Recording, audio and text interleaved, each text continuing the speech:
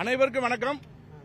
திருநெல்வேலி பாராளுமன்ற தொகுதியை காங்கிரஸ் கட்சிக்கு மேலிடம் ஒதுக்கிறதுக்கு மிகவும் நாங்கள் நன்றி கொள்கிறோம். அதே நேரத்தில் காங்கிரஸ் கட்சிக்கு உண்மையாக உழைத்த ஒரு தொண்டனுக்கு வேட்பாளராக சீட்டு கொடுத்தால் அவர்களை நாங்கள் கண்டிப்பாக உயிரை கொடுத்து ஜெயிக்க வைப்போம். அதே நேரத்தில் எங்களுடைய தலைவர், நாங்கள் உயிராக நினைக்கக்கூடிய எங்களுடைய குலதெய்வம் ராகுல் காந்தி அவர்கள் நாங்குநேரிக்கு வந்திருக்கும் போது அவருடைய திருவுருவ படத்தை கிழித்த பால்ராஜ் அவர்களுக்கு சீட்டு கொடுப்போம் என்று ஒரு சில செய்திகள், வதந்திகள் வந்து கொண்டிருக்கிறது.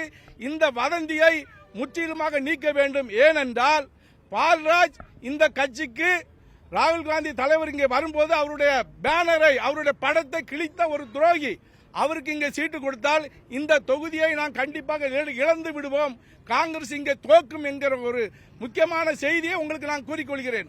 அதனால நாங்கள் அனைத்து தொண்டர்களும் பால்ராஜ் என்பவருக்கு சீட்டு கொடுப்போம் என்ற ஒரு வதந்தி வருகிறது.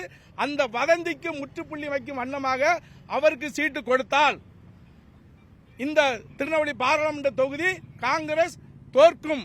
ஏனால் அவர் மீது தனிப்பட்ட முறையில் யாருக்கும் காங்கிரஸ் தொண்டருக்கு நம்பிக்கை கிடையாது. ஏனென்றால் ராகுல் காந்தி படத்தை கிழித்த ஒரு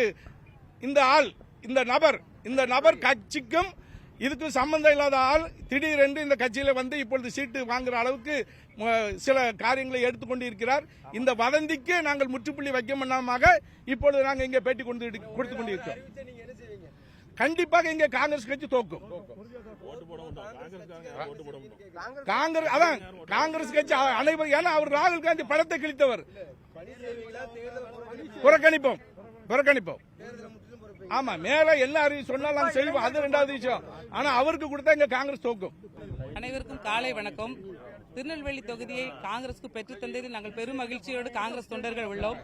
அதைவிட என்னவென்றால், இப்படிப்பட்ட மாற்றுக் கட்சியில் வந்த ஒருவருக்கு, பால்ராஜ் என்பவருக்கு, ஒரு முக்கியமாக சமத்துவ மக்கள் கட்சியிலிருந்து வந்தவர், இந்த அந்த கூட்டணியானது பாஜகவோடு இருக்கிறது. அவருக்கு கொடுக்கும் பொழுது இது கண்டிப்பாக காங்கிரசாரின் மனதை வேதனைப்படுத்துவதாக நாங்கள் தெரியப்படுத்துகிறோம். அதைவிட எங்கள் ராகுல் காந்தி, எங்கள் தலைவர்கள் வரும்பொழுது அந்த பேனரை கிழித்தவர், இப்போது மாநில தலைவருக்காக மகளிரெல்லாம் சேர்த்து ஒரு பேனரை வைக்கும் பொழுது இதே மாவட்ட தலைவரும் இதே பால்ராஜும் களக்காடு ஸ்டேஷன்ல ரூபாயை கொடுத்து அந்த பேனரை ஒரு நிமிடம் கூட வைக்காம தூக்கி எறிந்தவர்கள். அவர்களுக்கு ஒரு மாதம் கூட ஆகிறதுக்கு முன்னே அவர்களுக்கு ஒரு பதவியை கொடுத்தால் காங்கிரஸ்காரர்கள் எவ்வளவு வேதனை உள்ளார் என்பது தெரியும். இதைவிட சத்தியமூர்த்தி பவனுக்கு நாங்கள் போகும் பொழுது குண்டர்களை வைத்து தாக்கியதும் இதே பால்ராஜ் தான்.